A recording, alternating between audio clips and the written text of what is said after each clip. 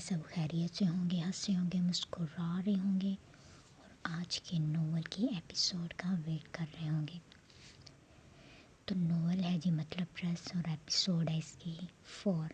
چلیں شروع کرتے ہیں۔ منگنی کی تقریب امان کے اصرار پر رکھی گئی تھی، ورنہ زبیر بھی بہن کی طرح سیدھا نکاح کے حق میں تھا۔ منگنی کے 3 دن بعد نکاح ہونا طے پایا تھا۔ ماشاءاللہ میری بچی شہزادی لگ رہی ہے، اسے تیار دیکھ کر عابدہ بیگم نے کئی بار بلائیں لی تھیں۔ اماں جی، شہزادی تو میری بہن ہمیشہ سے ہے، آج تو افسرا لگ رہی ہے میری بیٹی۔ گرے قمیض شلوار پر سیاہ واسکٹ پہنے زبیر نے بھی بہن کے سر سے کچھ پیسے وار کر ملازمین کے سپرد کیے تھے۔ اسفند بھائی ریڈی ہیں آپ؟ رومانہ تیار ہو کر کمرے سے نکلی تو اسفند بھی سیاہ پینٹ کوٹ میں تیار کھڑا اسی کا منتظر تھا۔ ہاں چلو 1 منٹ۔ اس نے سرخ گلابوں کا گلدستہ میز سے اٹھایا تھا۔ ہاں احمر، کب؟ میں آتا ہوں۔ اسی اسنا میں سیکرٹری کی کال پر وہ بکھلایا تھا۔ کیا ہوا بھائی، سب خیریت ہے؟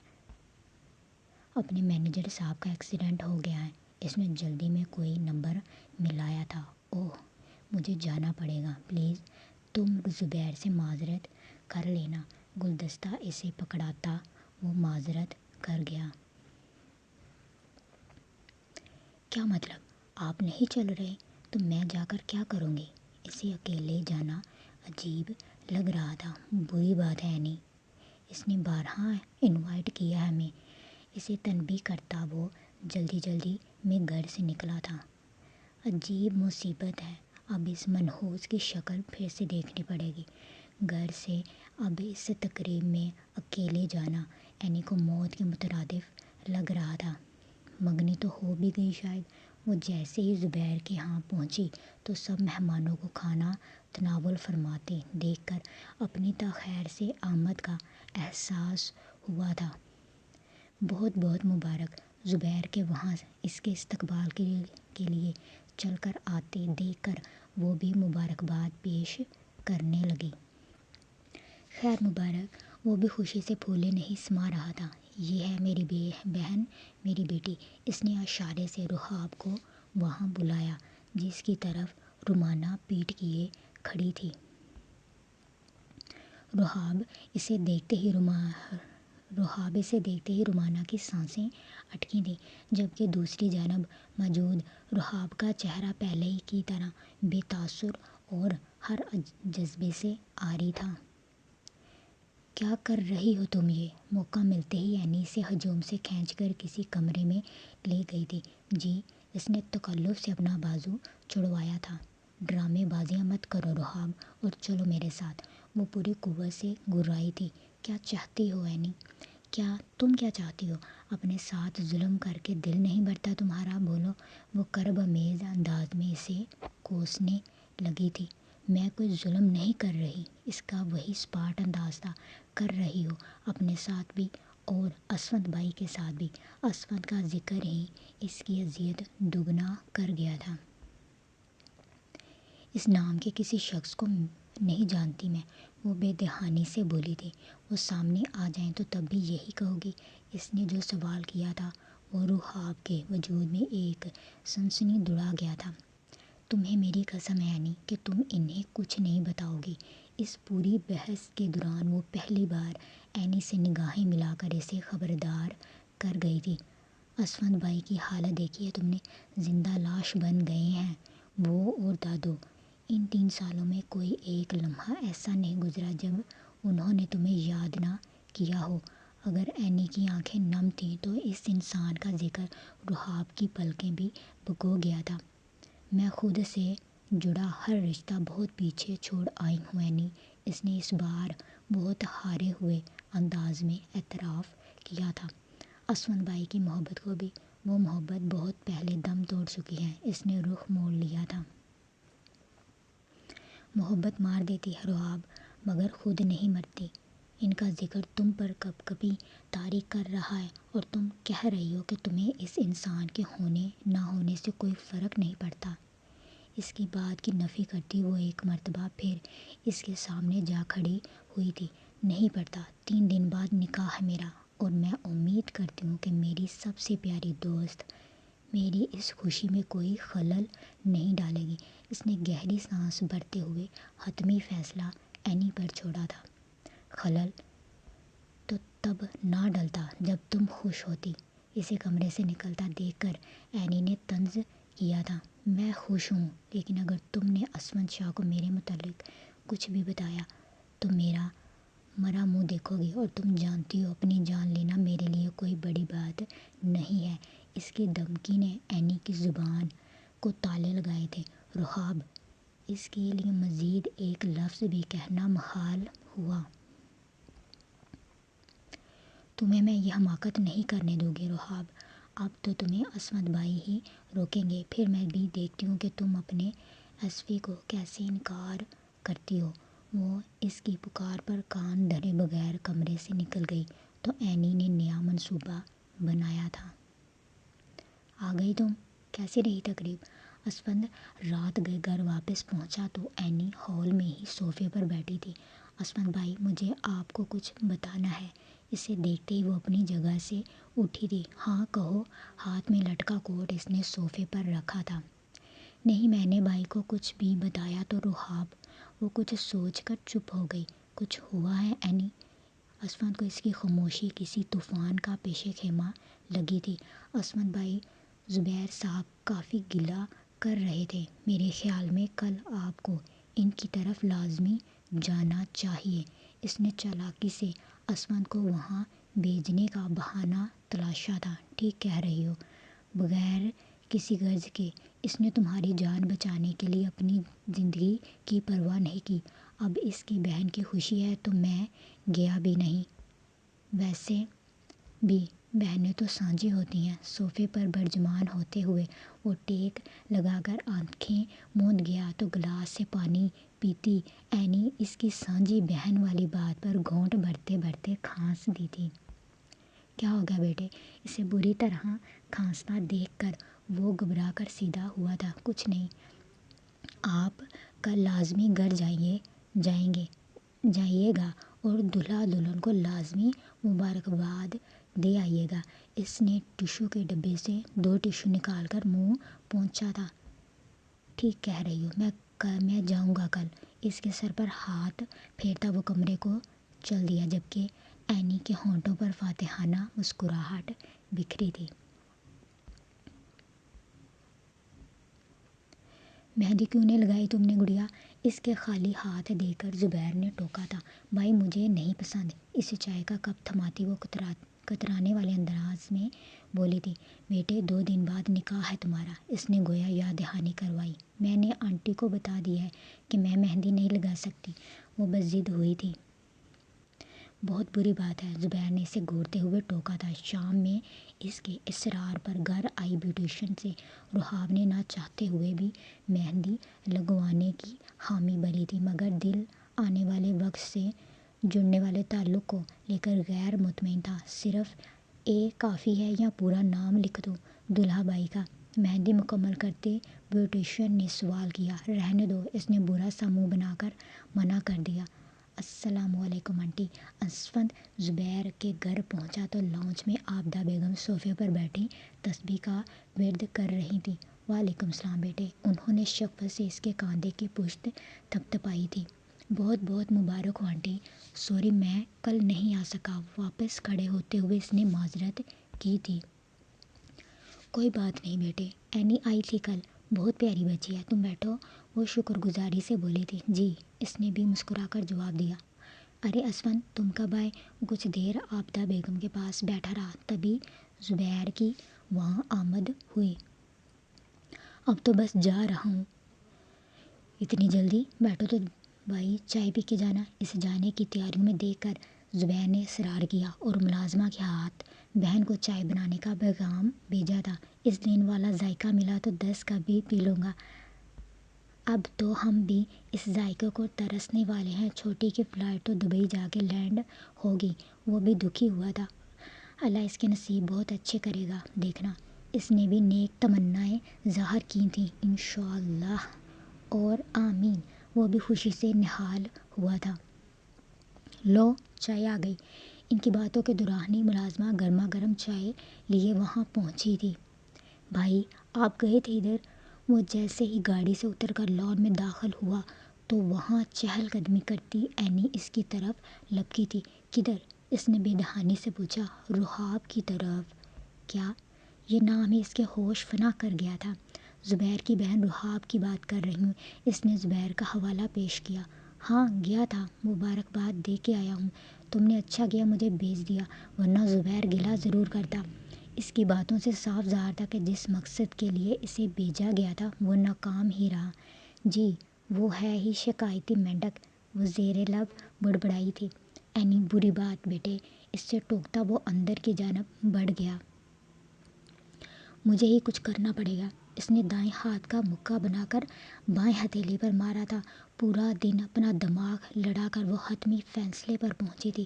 جو منصوبہ اس نے سوچا تھا اس میں فی الحال اسفند کو شامل کرنا حماقت کے مترادف تھا، مگر عین وقت پر اسفند کی حمایت حاصل ہونے کی ماند سی امید اب بھی باقی تھی۔ کام ہو گیا ہے؟ رات گئے اس نے کسی کو ملنے گھر ہی بلایا تھا جو اپنے ساتھ مطلوبہ کاغذات لیے پہنچا تھا۔ جی میڈم۔ اس نے کاغذات اس کے سپرد کیے تھے۔ بالکل پکے کاغذ ہیں نا؟ اس نے ایک سرسری نظر کاغذات پر دوڑائی تھی۔ کچے کام تو کبھی ہم نے کیے ہی نہیں۔ لان میں چلنے والی ٹھنڈی ہوا کے باعث اس نے اپنی گرم سیاہ چادر ارد گرد اچھے سے لپیٹی تھی۔ تبھی سال میں 8 مہینے حوالات کے اندر گزارتے ہو، اس پر طنز کرتے ہوئے اینی نے میز پر رکھا پیسوں والا سفید لفافہ اٹھا کر اسے تھمایا۔ اپنی اپنی قسمت ہے میڈم، ویسے جو آپ کرنے جا رہی ہیں اس پر بھی سخت پکڑ بنتی ہے۔ اس نے پیسے سونگھتے ہوئے خود کو مطمئن کیا تھا۔ گھر جا کر گننا چبسچر۔ اسے لفافہ کھولتے دیکھ کر وہ غصہ ہوئی تھی۔ اگر رات کے اس پہر اسفند اس بدنام زمانہ فریبی کو بہن کے ساتھ دیکھ لیتا تو دونوں کی ہی شامت آ جاتی۔ تم سیر ہو تو رومانہ حمید سوا سیر ہے۔ رحاب بی بی۔ اب اسے بھی نکاح کے دن کا انتظار تھا شدت سے۔ تبھی اس انسان کے جاتے ہی اس نے کاغذات خود سے لگائے تھے۔ نکاح کے روز اس نے پارلر جانے کی بجائے گھر ہی بیوٹیشن کا انتظام کروانے کا کہا تو زبیر نے بھی کوئی خاص اعتراض نہ کیا۔ اس کے لیے یہی کافی تھا کہ بہن زندگی میں خوشی خوشی آگے بڑھ رہی ہے۔ بہت جلدی ہے تمہیں جانے کی؟ امان اسفند بھائی سے پیارا تو نہیں ہے؟ رومانہ بھی سجی دھجی پارٹی میک اپ میں سیدھا کسی پکی سہیلی کی طرح اس کے کمرے میں آن پہنچی تھی۔ تم کیوں آئی ہو یہاں اینی؟ سنگار میز کے سامنے لہنگے کی بجائے سرخ میکسی میں دلہن بنی وہ کسی زاویے سے خوش دکھائی نہیں دے رہی تھی۔ اکیلی نہیں آئی؟ اسفند بھائی اور دادو بھی ساتھ ہیں۔ تمہاری قسم؟ تمہاری زبردستی کی دی ہوئی قسم نہیں توڑی میں نے۔ اس کے چہرے کے اٹھتے رنگوں نے مقابل کو بہت محفوظ کیا تھا۔ میرا نکاح ہے آج۔ اس نے بظاہر خود کو مضبوط ظاہر کیا مگر دل ان دونوں کی آمد کا سن کر دھڑکنے سے انکاری ہو گیا تھا۔ ہے تو کر کے دکھاؤ۔ اسے وہیں چھوڑتی وہ کمرے سے نکلی اور دروازہ باہر سے بند کر دیا تھا۔ اینی اینی اس نے دوڑتے ہوئے بند دروازہ کھٹکھٹایا تھا۔ یہ سب باہر سے گزرتی دو لڑکیوں کو یہ صورتحال سمجھ نہ آئی۔ ارے یار رسم ہے ہماری، ڈرو نہیں، نیچے چلتے ہیں، آؤ چلو۔ ان دونوں کو بہلاتی وہ نیچے لے گئی تھی کیونکہ یہ دروازہ اب اسے کسی خاص شخص کے ہاتھوں ہی کھلوانا تھا۔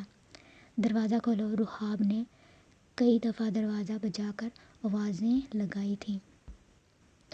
بارات کا استقبال زبیر نے بہت والہانہ انداز میں کیا تھا۔ کسی موقع پر کوئی بھی کمی چھوڑ کر وہ بہن کا سر جھکانے کا قائل نہ تھا۔ اسفند بھی جب سے تقریب میں پہنچا تھا ہر کام میں بڑھ چڑھ کر حصہ لے رہا تھا۔ رحاب کو بلاؤ زبیر۔ نکاح خواں کے آ جانے کے بعد عابدہ بیگم نے زبیر سے کہا جو اسفند اور امان کے ہمراہ اسٹیج پر بیٹھا تھا۔ جی اماں جی، وہ ادب سے جواب دیتا اسٹیج سے اترا تھا۔ اس کے پیچھے پیچھے اسفند بھی اسٹیج سے نیچے آیا۔ گھر کے لاؤنج میں جاری تقریب میں بہت ہی محدود مہمان مدعو تھے، جن میں اسفند زبیر کا خاص و خاص مہمان بن کر آیا تھا۔ بہت کم دنوں میں زبیر نے شاہ خاندان سے بہت اچھے مراسم بنا لیے تھے، جس کی اصل وجہ اسفند کی خوش اخلاقی تھی۔ وہ سیڑھیوں کے قریب پہنچا تو جان بوجھ کر آخری سیڑھی سے پھسلتی اینی نے اس کا آسرا لیا تھا۔ کیا ہو گیا سماجی کارکن جی؟ اسے تھامتے ہوئے زبیر نے گرتے گرتے بچایا تھا۔ نظر نہیں آ رہا؟ وہ سیدھی ہوتی الٹا اسی پر غصہ ہوئی تھی۔ نہیں، اس نے بھی اپنی مہرون واسکٹ جھاڑی تھی۔ کہاں جا رہے ہو؟ میرا پاؤں۔ اس کی سیڑھیاں عبور کرنے کے ارادے بھانپتے ساتھ تھے۔ اینی دوبارہ رکتے ہوئے پاؤں کی موچ کا ڈرامہ کیا تھا۔ لائٹ کو کیا ہو گیا؟ اسی دوران پورا گھر تاریکی میں جا ڈوبا تھا۔ تم مہمانوں کو دیکھو، میں دیکھ کر آتا ہوں کیا ہوا ہے۔ اسے وہاں رکنے کی ہدایت کرتا اسفند اوپر گیا تھا، کیونکہ دوسری منزل پر ہی مین سوئچ موجود تھا۔ کھولو دروازہ۔ اینی اندھیرے کے باعث خوف سے اس کی حالت غیر ہوئی تھی۔ اسفند نے ملازم کی مدد سے بجلی بحال کروائی تو بہت جانی پہچانی آواز کانوں سے ٹکرائی تھی۔ جاؤ تم۔ ملازم کو وہاں سے بھیجتا وہ کمرے کی طرف بڑھا جہاں باہر سے دروازہ بند کیا گیا تھا۔ روح دروازہ کھولتے ساتھ ہی اس کا 3 سالہ انتظار تمام ہوا تھا۔ وہ آج بھی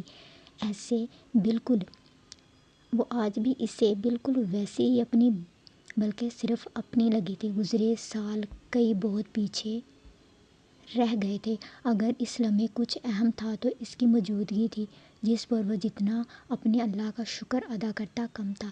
روح تم کہاں چلی گئی تھی یار؟ اپنے اسفند پہ ذرا ترس نہیں آیا تمہیں؟ آئی مسڈ یو سو مچ۔ اسے کندھوں سے تھامتے وہ آنکھوں سے بہتے آنسوؤں پر بند باندھنے میں ناکام ہوا تھا۔ کون ہے آپ؟ اس کے ہاتھ جھٹکتی وہ 2 قدم پیچھے ہٹی تھی۔ روح، اس اجنبیت نے اسفند شاہ کا دل بے رحمی سے ریزہ ریزہ کیا تھا۔ میں آپ کو نہیں جانتی، میرا نکاح ہے، مجھے جانا ہے۔ اس نے نظریں چراتے ہوئے اپنا 2 قدم آگے بڑھائے تھے۔ روح، اسفند نے بہت سسکتے ہوئے اسے رکنے پر مجبور کیا تھا۔ چھوٹی، چلو بیٹے۔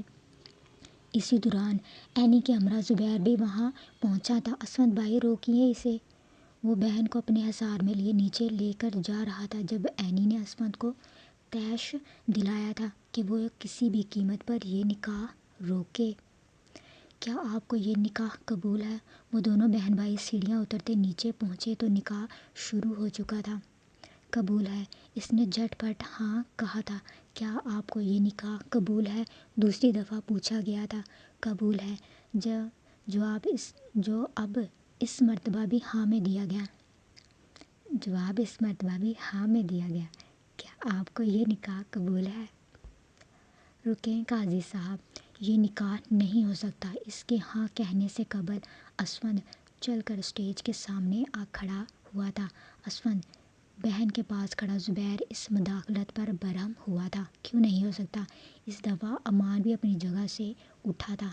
کیونکہ یہ پہلے سے میرے بھائی کے نکاح میں ہے، اور جتنا میں دین کو سمجھتی ہوں نکاح پر نکاح نہیں ہو سکتا۔ وہاں آتی اینی نے نکاح خواہاں کے سامنے میز پر نکاح نامہ رکھا تھا۔ کیا بکواس کر رہے ہو تم لوگ؟ امان کا تو دل بند ہونے کو تھا۔ یہ بکواس نہیں، حقیقت ہے، یہ دیکھ لیں ایس پی صاحب۔ اینی نے حسب عادت زبان کے کڑوے وار جاری رکھے تھے۔ وٹ روبش! زبیر بھی مشتعل ہوا تھا۔ بھائی یہ جھوٹ ہے۔ وہ گھبراہٹ کے باعث کچھ زیادہ بول بھی نہ پائی تھی۔ تمہاری بہن کسی کی بیوہ نہیں، میری بیوی ہے۔ اس بار اسفند نے اس کی بات کاٹی تھی۔ استغفار! کتنا بڑا گناہ کروانے جا رہے تھے آپ مجھ سے۔ نکاح کا تفصیلی مطالعہ کرتے ہوئے قاضی صاحب نے بھی کانوں کو ہاتھ لگائے تھے۔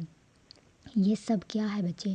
زبیر نے بھی جھپٹ کر نکاح نامہ پکڑا تو وہ کسی زاویے سے جعلی نظر نہ آیا تھا۔ جو بھی ہے، ہم ابھی یہ رشتہ ختم کرتے ہیں۔ امان کی والدہ زاہدہ بیگم نے وہیں رشتہ ختم کرنے کا اعلان کر دیا۔ تمہاری ضد پر ہم ایک بیوہ کو قبول کرنے کو تیار تھے، لیکن یہ تو سہاگن ہے، زندہ سلامت شوہر ہے اس کا۔ امان کے کچھ بھی کہنے سے قبل والد بنارس صاحب نے بھی بیٹے کو ہی سنا دی تھی۔ یہ جھوٹا بھی تو ہو سکتا ہے، اسے اب بھی امید تھی۔ نکاح نامہ ذرا اسے بھی دکھا دو، زادہ بیگم نے زبیر سے کہا، جو نکاح نامہ پڑھتے ہی پتھر کا بن گیا تھا۔ ہمیں کچھ نہیں دیکھنا، چلو امان۔ والد صاحب اس کا ہاتھ پکڑتے اسٹیج سے اترے تھے۔ دیکھتے ہی دیکھتے پورا لاؤنج مہمانوں سے خالی ہو چکا تھا۔ یہ کیا ہے گڑیا؟ زبیر نے بہت اذیت کے عالم میں خاموشی توڑی تو پہلا سوال اسٹیج پر اشک بہاتی بہن سے پوچھا تھا، جو عابدہ بیگم کے لاکھ سوالوں کے جواب میں ایک حرف نہ بولی تھی۔ بھائی یہ سچ نہیں ہے، اس نے انکار میں گردن ہلائی تھی۔ تمہارے آنسو بھی جھوٹے نہیں لگتے، نہ ہی یہ نکاح نامہ دھتکارا جا سکتا ہے۔ وہ صوفے سے اٹھی تو زبیر اس کے آنسوؤں کے آگے ہمت ہار گیا تھا۔ آپ سچ کیوں نہیں بولتے؟ اینی تم تو میری دوست ہو، اس نے چنگاڑتے ہوئے اسفند اور اینی کو کونسا تھا۔ تم تو کچھ دیر پہلے ہمیں پہچاننے سے بھی انکاری تھی۔ اینی نے تیکھی مسکان کے ساتھ اسے شرمندہ کیا تھا۔ تم انہیں جانتی ہو؟ عابدہ بیگم کو نیا دھچکا لگا تھا۔ اماں جی، ان کے سوال پر وہ کانپنے لگی تھی۔ میں بتاتی ہوں، یہ میری سگی پوتی ہے۔ گھر کے لاؤنج میں قدم رکھتی زہرا بیگم نے سب کو اپنی طرف متوجہ کیا تھا۔ دادو، انہیں دیکھتے ہی روحاب کی آنسوں سے تر آنکھیں چمکی تھیں۔ تمہیں کسی پر ترس نہیں آتا؟ نہ خود پر نہ اس انسان پر؟ بولو۔ اس کے پاس چل کر آتی وہ اسے بے دریغ سنا گئی تھی۔ یہ سب کیا ہے؟ زبیر اب بھی صدموں کی زد میں تھا۔ روح جھوٹ نہیں کہہ رہی، یہ نکاح نامہ جعلی ہے، لیکن اس ظلم کو روکنے کے لیے میرے پاس کوئی دوسرا راستہ نہیں تھا۔ آئی ایم سوری روح۔ اسفند اس سے زیادہ خاموش رہتا تو شاید مر جاتا۔ You fraud. اس کا اعتراف سنتے زبیر اس سے دست گریباں ہوا تھا۔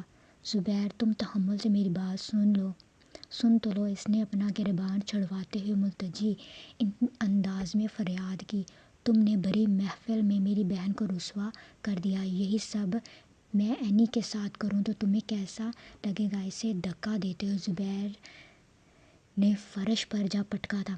ویسا ہی جیسا اس وقت تمہیں لگ رہا ہے، مگر میں تمہاری بات سنے بغیر کوئی فیصلہ نہیں سنا دوں گا۔